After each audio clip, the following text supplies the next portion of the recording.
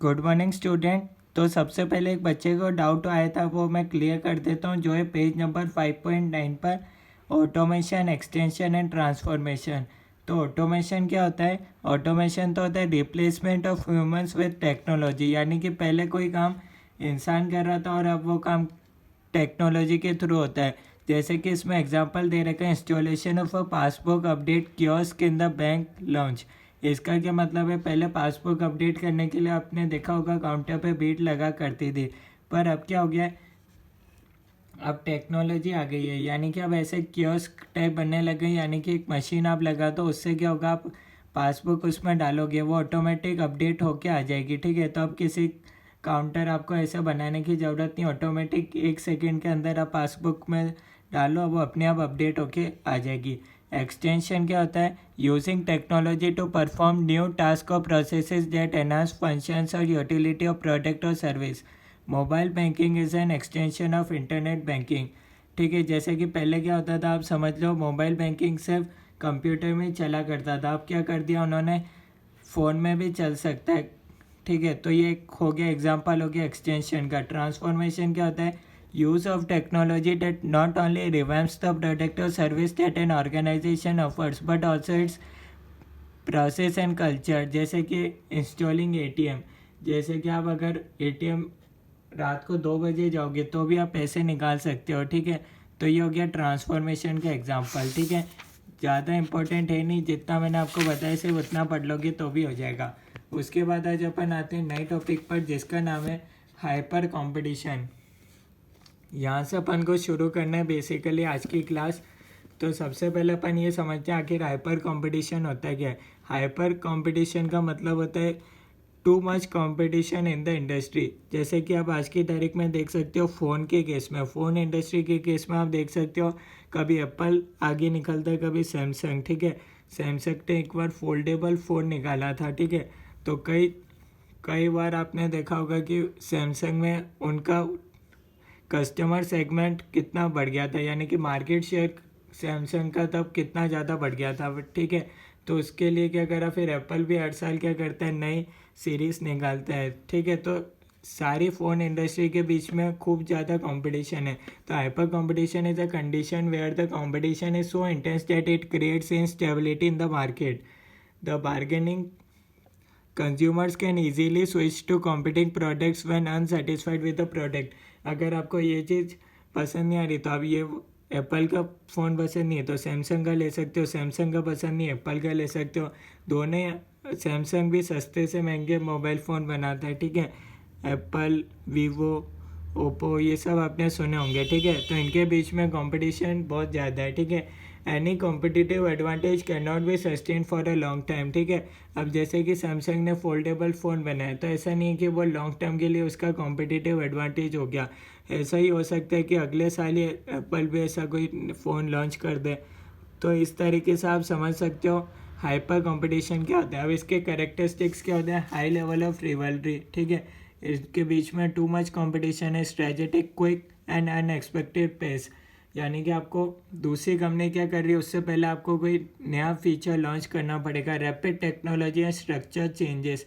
अब अगर दूसरे ने कोई नई टेक्नोलॉजी निकाल दी तो आपको भी निकालनी पड़ेगी, अदरवाइज आप नोकिया का एग्जांपल देख सकते हो। Adoption of flexible strategies. ठीक है, आपकी स्ट्रेटजी एकदम फ्लेक्सिबल होनी चाहिए, यानी कि अगर कोई मार्केट में कुछ नया आ रहा है तो आप उसको इजीली अडॉप्ट कर लो, आप भी वो प्रोडक्ट बना पाओ। ग्लोबलाइजेशन हो चुका है तो इसकी वजह से और बढ़ गया है। Global alliances, significant global alliances among competitors, कई कंपनियां साथ में मिलके भी ऑपरेट हो रही है।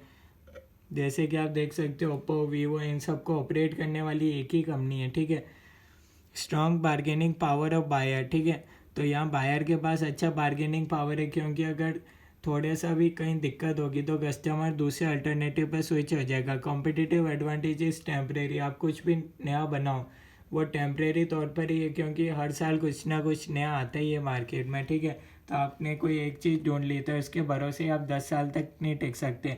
Response strategy for hyper competition.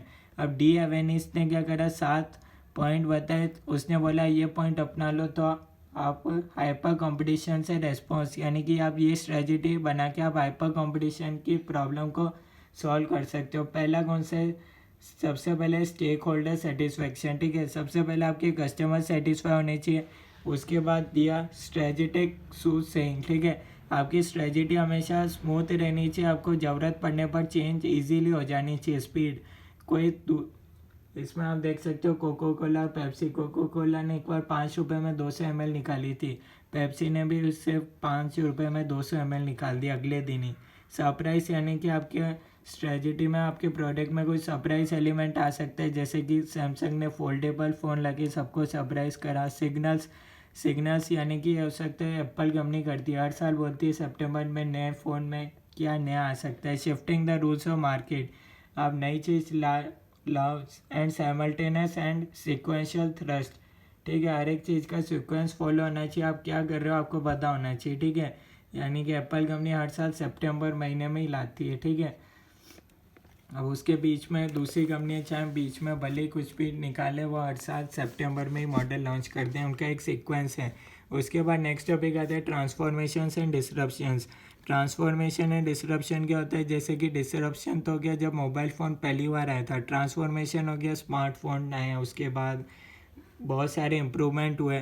तो ट्रांसफॉर्मेशन होता है, डिसरप्शन होता है जब भी वो लॉन्च होता है, उसको बोलते हैं डिसरप्शन, ठीक है। जैसे कि उसके बाद आप इसका एक और एग्जांपल दे सकते हो टीवी का। टीवी पहली बार आया, डिसरप्शन था। मोबाइल फ़ोन पहली बार आया, डिसरप्शन था। कैलकुलेटर पहली बार आया, डिसरप्शन था। उसके बाद इनमें ही और सीरीज़ आई, मोटे टीवी से पतले टीवी आने लग गए, ये ट्रांसफॉर्मेशन का एग्जांपल है। Transformation occurs when an innovation shifts the basis of competition in the industry. ये लाइन आप मार्क कर सकते हो, आपको बोल सकते हैं कि ये ट्रांसफॉर्मेशन है या डिसरप्शन है। There are 4 types of transformation, 4 तरह के होते हैं। बिजनेस प्रोसेस में हो सकता है, मॉडल्स में हो सकता है, डोमेन में हो सकता है। डोमेन में जैसे कि स्विगी ने बाद में लॉन्च करा स्विगी इंस्टामार्ट, ऐसे अमेज़ोन ने क्या करा, अमेज़ोन वेब सर्विसेज लॉन्च करे। कल्चर के अंदर हो सकता है। तो ये आपको टाइप्स याद रखना, एमसीक्यू में आ सकता है। डिसरप्शन की डेफिनेशन भी आपको याद रखनी, एमसीक्यू में आ सकती है। Disruption occurs when an existing industry player faces a challenger that offers greater value to the customer in a way that existing firms cannot compete with directly। पहले क्या होता था, आपके घर पे केबल लगी थी टीवी में, तो केबल वाले आते थे हर महीने अपना चार्ज लेना 500 रुपये।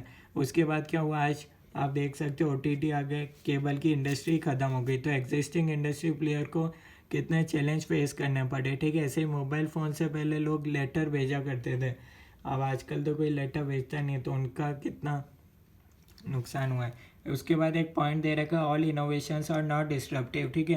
एप्पल हर साल कोई नई सीरीज़ लाती है, तो वो कोई ऐसा नहीं कि बिल्कुल एकदम मार्केट में वो इनोवेशन तो है, कोई नया फीचर वो ला रहे हैं, पर एकदम वो हर इनोवेशन डिस्ट्रप्टिव नहीं होता। ऐसा नहीं कि उससे लोग बहुत ज़्यादा अट्रैक्ट हो जाएंगे, उसके ऐसा भी नहीं होता, ठीक है। सारे इनोवेशन डिस्ट्रप्टिव नहीं होते।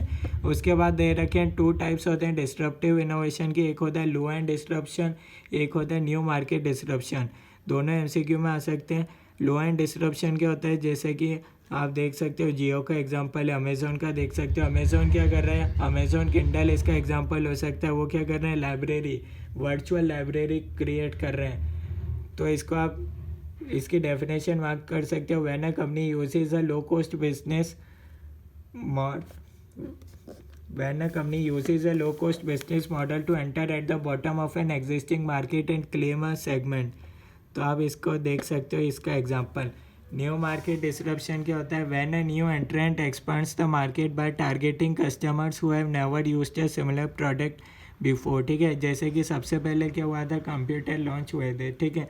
तो वो क्या था, लार्ज थे, एक्सपेंसिव थे। तो उसके बाद क्या हुआ, लॉन्च न्यू मार्केट डिसरप्शन में लैपटॉप हुआ, ठीक है। तो वो क्या थे, इजी टू बाय थे, पोर्टेबल थे, ज़्यादा एक्सपेंसिव भी नहीं थे। तो ये इसका एग्जांपल हो गया कंप्यूटर टू लैपटॉप, ठीक है। उसके बाद आता है components of disruptive innovation. 3 components होते हैं, यानी कि enabling technology, innovative business model, और एक होता है coherent value network. Enabling technology क्या होता है, innovation requires the ability to create a better product. जैसे कि आप देख सकते हो, the transistor radio for example use the broadcast network to create a low cost portable radio. तो आप इसका एग्जांपल देख सकते हो रेडियो का, ठीक है। डिसरप्टिव इनोवेटिव बिजनेस मॉडल आप देख सकते हो, डिसरप्टिव था फ़ोन, ठीक है। कोहेरेंट वैल्यू नेटवर्क, ठीक है। अब जब फ़ोन लॉन्च हुआ तो काफ़ी सारी इंडस्ट्रीज़ को अफेक्ट हुआ, ठीक है।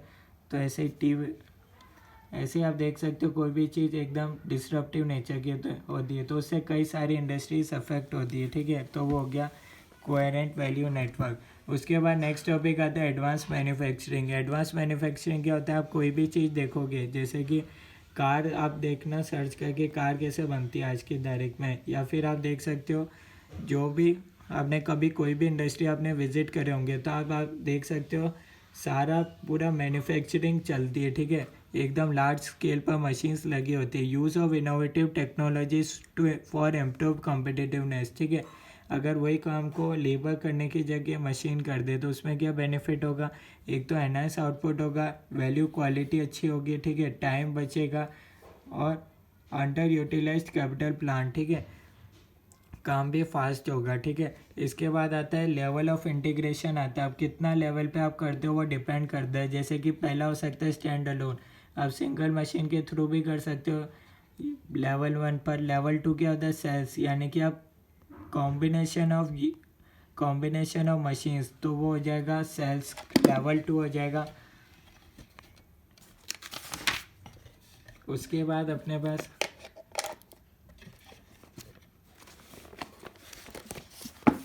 उसके बाद थर्ड आता है लिंक्ड आइलैंड्स। इसका क्या मतलब है, लिंक्ड आइलैंड्स का मतलब है कॉम्बिनेशन ऑफ सेल्स। फोर्थ होता है फुल इंटीग्रेशन। फुल इंटीग्रेशन यानी कि इसमें दे रखा है this level of integration is commonly known as computer integrated manufacturing.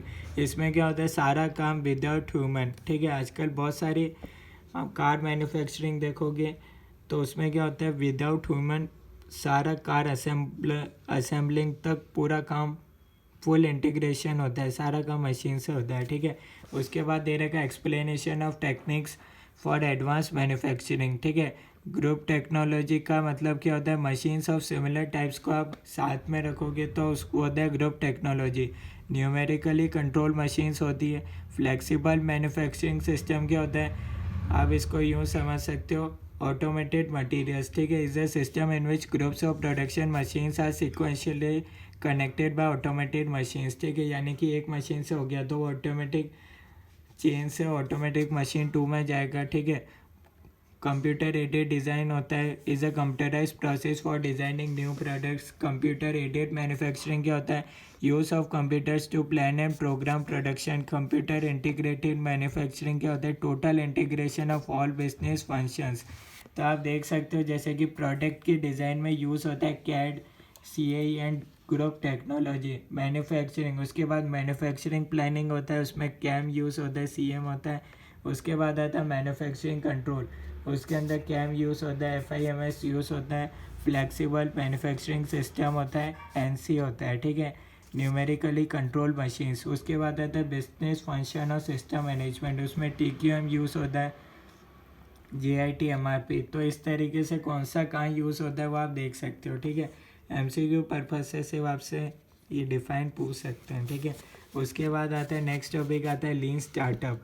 तो लीन स्टार्टअप क्या बोलते हैं, don't wait for perfection to start new business, ठीक है। आप कोई सा भी बिजनेस स्टार्ट कर रहे हो तो ऐसा नहीं है कि आपका कोई प्रोडक्ट है आप यूँ ट्राई करो कि वो एकदम परफेक्ट बने उसके बाद ही आप उसको मार्केट में लॉन्च करो। लीन स्टार्टअप बोलता है don't wait for perfection to start new business, ठीक है। अगर आपका कोई प्रोडक्ट जैसी भी हालत में आपको लगता है ठीक है तो आप उसको मार्केट में लॉन्च कर सकते हो, ठीक है। जैसे कि लेंसकार्ट कंपनी आई थी, लेंसकार्ट कोई पहली बार में सक्सेसफुल नहीं हुई थी, इससे पहले भी उन्होंने बहुत सारे कार्ट लॉन्च करे थे पर उनका ये वाला चल गया प्रोडक्ट, ठीक है। तो लीन स्टार्टअप क्या बोलते हैं, एक अप्रोच है to build new businesses based on the belief entrepreneurs must investigate, experiment, test and integrate यानी कि repeat the process as they develop products.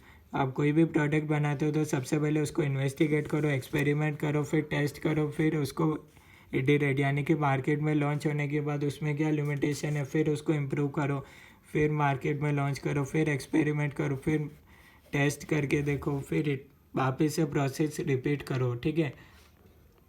तो लीन स्टार्टअप ये बोलता है कि जैसे कि आप देख सकते हो फेसबुक, ठीक है। उसमें क्या था, सबसे पहले उसमें वो लोकल लेवल पे बना था, ठीक है। अपनी यूनिवर्सिटी लेवल पे उन्होंने कनेक्ट करा था पीपल को, फिर उन्होंने स्टेट लेवल पे करा, फिर उन्होंने सब लोगों को कनेक्ट करा।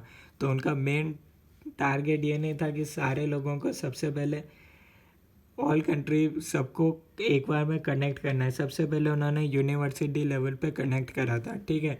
तो ये होता है लीन स्टार्टअप। अब ट्रेडिशनल वर्सेस लीन स्टार्टअप में क्या डिफरेंस होता है, उनकी स्ट्रेटजी क्या है। ट्रेडिशनल में क्या होता है, business plan and implementation driven, ठीक है। और लीन स्टार्टअप क्या बोलते हैं, बिजनेस मॉडल होना चाहिए एंड हाइपोथेसिस ड्राइवन। आप जैसा सोच रहे हो तो उसको भी आप इम्प्लीमेंट करके स्टार्ट कर सकते हो। न्यू प्रोडक्ट प्रोसेसेस, यहाँ होता है प्रोडक्ट मैनेजमेंट, और यहाँ होता है कस्टमर डेवलपमेंट, कस्टमर ओरिएंटेड रहो, ठीक है। उसके बाद ये ट्रेडिशनल में रिपोर्टिंग पे रिपोर्टिंग होता है, अकाउंटिंग बेसिस पर होता है। और लीन स्टार्टअप क्या बोलता है, आपका रिपोर्टिंग कैसे होना चाहिए, आपका कस्टमर एक्विजिशन कॉस्ट कितना है, क्या कस्टमर उसको वापस परचेज कर रहा है या नहीं कर रहा है, लाइफ टाइम कस्टमर वैल्यू कितनी है, ठीक है। तो लाइफ टाइम कस्टमर वैल्यू का मैं आपको एग्जांपल दे सकता हूँ, जैसे कि पेप्सोडेंट, ठीक है। पेप्सोडेंट ने क्या करा था, सबसे पहले स्कूल में जाके फ्री में बांटा था, ठीक है। उससे क्या हुआ, स्टूडेंट लोगों को वो टेस्ट पसंद आ गया, तो उनको आदत पड़ गई, ठीक है। तो उसके बाद कई जनों ने उसको 10 साल तक यूज़ करा, ठीक है, और कोई अल्टरनेटिव पर उन्होंने स्विच नहीं करा। तो इसको बोलते हैं कस्टमर लाइफ टाइम वैल्यू। उन्होंने बार बार सेम प्रोडक्ट, अब पहली बार तो उन्होंने फ्री में दे दिया, ठीक है, तो उसके बाद लोगों को आदत पड़ गई यूज़ करने की, जैसे कि जियो भी इसका एग्जांपल है, ठीक है। पहले फ्री में दे दिया, फिर उसके बाद कस्टमर ने खुद पैसे दे के उसको यूज़ करी सर्विसेज को। ये एमसीक्यू में आए हुए फेलियर, ठीक है। ट्रेडिशनल में तो एक्सेप्शन है कि आपका बिजनेस फेल होना बहुत बड़ी बात है, और इस लीन वाले सिस्टम में क्या एक्सपेक्टेड है कि आपका बिजनेस फेल हो सकता है, ठीक है, क्योंकि आपको बोला है जैसा आपका तैयार है उसकी कोई मार्केट में लॉन्च कर दो। स्पीड क्या है, measured operates on complete data, ठीक है। यहाँ स्पीड क्या है, rapid operates on good enough data. थोड़ा भी बहुत डेटा है तो आप उस पर वर्क कर सकते हो। उसके बाद आता है लीन स्टार्टअप मेथोडोलॉजी। तो सबसे पहले आप क्या करो, identify the problem, then create a minimum viable product to begin the learning process as soon as possible. इसका क्या मतलब है, सबसे पहले आप प्रोडक्ट बिल्ड करो, उसके बाद आप क्या करो, मेजर करो, यानी कि उसके बाद आप उससे कुछ जो भी आपका कस्टमर फीडबैक है उसके हिसाब से आप लर्न करो, फिर आप बिल्ड करो, फिर मेजर करो, फिर लर्न करो, ठीक है। तो कोई भी चीज़ एकदम परफेक्ट नहीं होती, ठीक है। उसके बाद एक और लाइन दे रखी है, test a new fundamental hypothesis about the product strategy and growth engine. या तो आपके कोई प्रोडक्ट में दिक्कत रही होगी, या स्ट्रेटजी के अंदर कोई दिक्कत रही होगी, या फिर उस बेसिस पर आप देखो कि आपका प्रोडक्ट ग्रो क्यों नहीं कर रहा है, ठीक है। तो ये बेसिकली साइकिल चलती है लीन स्टार्टअप में। सबसे पहले आप बिल्ड करो, मेजर करो क्या दिक्कत क्या कमी रहेगी, और परफॉर्मेंस यानी कि चेक करो, उसके बाद आप फिर लर्न करो, फिर बिल्ड करो, फिर मेजर, फिर लर्न, ठीक है। तो इस तरीके से चलते हैं। उसके बाद नेक्स्ट टॉपिक अपने पास आता है एजाइल ऑर्गेनाइजेशंस। एजाइल ऑर्गेनाइजेशन क्या होता है, who structure policies and capabilities are design to allow employees to respond quickly to changing environments, ठीक है। कोई भी मार्केट में नहीं आ रहा है तो अपने एम्प्लॉयज़ को छूट दे रखी है कि हाँ वो डायरेक्ट टॉप लेवल से बात कर सकते हैं। स्ट्रक्चर पॉलिसीज़ आपकी एकदम इस तरीके से, ठीक है। तो यहाँ क्या है, फोकस यहाँ आपका क्या होता है, changing customer needs and change in business environment. Traditional में क्या होता था, टॉप डाउन हियरार्की, ठीक है, यानी कि यहाँ इनको कोई दिक्कत है फिर इधर आता था, फिर यूँ फिर यूँ। वहीं एजाइल ऑर्गेनाइजेशन क्या बोलता है, ये बेसिकली इंडिया में है नहीं, तो आप इसको रिलेटेबल हो सकता है, आप कम कर सको। इस तरीके से सर्कल होता है, यहाँ ये सब ग्रुप्स बने हुए होते हैं, इनमें से किसी को भी दिक्कत है तो वो डायरेक्ट टॉप लेवल से बात कर सकते हैं। उनको लगता है कि हाँ हमारी कंपनी का प्रोडक्ट में ये चीज़ इम्प्रूव होनी चाहिए। कंपनी के एम्प्लॉयज़ को लगता है fast adjustable and adaptable resources, ठीक है। Focus on action makes line less significant, ठीक है। तो यहाँ आप देख सकते हो, यहाँ ट्रांसपेरेंसी रहेगी, कोलैबोरेशन रहेगा, ठीक है। तो आप देख सकते हो, this allows them to respond to the emergence of new competitors, rapid technological advancements and sudden shifts in overall market conditions. तो कुछ भी मार्केट में नया चेंज आ रहा है, क्योंकि सबसे पहले तो वो एम्प्लॉयज़ को ही पता चलता है, क्योंकि वो डायरेक्ट कस्टमर से टच में रहते हैं। आखिर जो मार्केटिंग एंड सेल्स कर रहा है उसको सबसे पहले पता होगा कि मार्केट में कस्टमर को क्या पसंद आ रहा है, ठीक है। तो वो डायरेक्ट उनके पास वो जितना जल्दी वो रेस्पॉन्ड कर सकते हैं टॉप लेवल से, उतना ज़्यादा फास्ट एडजस्टमेंट्स होंगे, ठीक है। अब इसके कुछ करेक्टरिस्टिक्स दे रखे हैं, जैसे कि यहाँ कोई नो ट्रेडिशनल कमांड स्ट्रक्चर और टॉप डाउन ईआरकी, इसमें कुछ टॉप डाउन नहीं होता, कस्टमर सेंट्रिक अप्रोच है, यानी कि जो कस्टमर की नीड्स है, वांट्स है, डिज़ायर है, उस हिसाब से अपन को वर्क करना होता है, ठीक है। ओपन कम्युनिकेशन स्टाइल है, एम्प्लॉयज़ है कंफर्टेबल, ठीक है। तो ऐसा कुछ नहीं है। उसके बाद एक एमसीक्यू में लाइन आती है, innovation is the core of. 3 चीज़ आपको ध्यान रखनी है, design thinking, lean startup and agile. तो जाके इन तीनों का मिक्सचर होगा, तब जाके इनोवेशन होगा, ठीक है। तो इसमें दे रखा है innovation happens when creative solutions and technological capabilities come together, ठीक है। जितना ज़्यादा लोग सोचेंगे उस उतना जल्दी आपका प्रोडक्ट में, कंपनी में इनोवेशन आने के ज़्यादा चांसेस है, ठीक है। उसके बाद एक और नेक्स्ट एमसीक्यू आता है कि आखिर ये होता क्या है। तो सबसे पहले क्या होता है, डिज़ाइन थिंकिंग होता है, उसके बाद होता है लीन स्टार्टअप, उसके बाद होता है एजाइल, उसके बाद होता है सिक्स सिग्मा, ठीक है। डिज़ाइन थिंकिंग का क्या मतलब है, design thinking is essentially a problem solving approach that has the intention to improve products. तो सबसे पहले आप इसको सिर्फ एमसीक्यू पर्पज से देख सकते हो। डिज़ाइन थिंकिंग होता है, उसके बाद लीन स्टार्टअप आता है, उसके बाद आता है एजाइल, उसके बाद आता है सिक्स सिग्मा, ठीक है। तो इस तरीके से बिजनेस में चलता है। तो नेक्स्ट क्लास में अपन इसके आगे का देखेंगे। यहाँ तक कोई डाउट है तो आप कमेंट्स में बता सकते हो, अदरवाइज अपन नेक्स्ट क्लास में इसके आगे पढ़ेंगे।